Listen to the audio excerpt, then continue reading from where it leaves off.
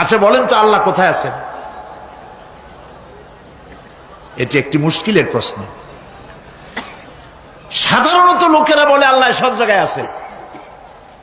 এই কথা, এই জবাব সঠিক নয়। আকীদা সাফ হতে হবে।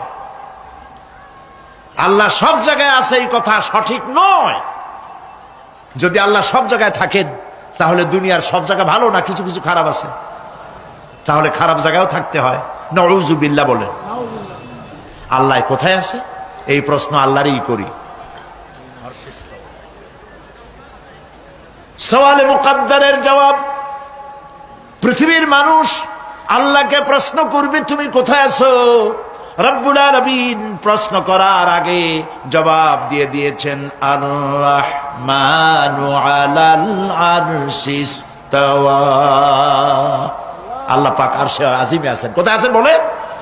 এক আঙ্গুল আকাশের দিকে উঁচু করে বলেন আল্লাহ কোথায় আছেন?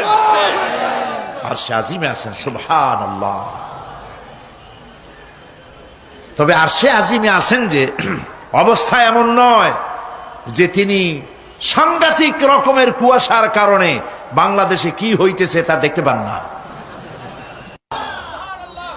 সে আল্লাহ রাব্বুল আলামিন সব কথা পরিষ্কার করে বলেছেন, আমি তোমার ঘাড়ের কাছে।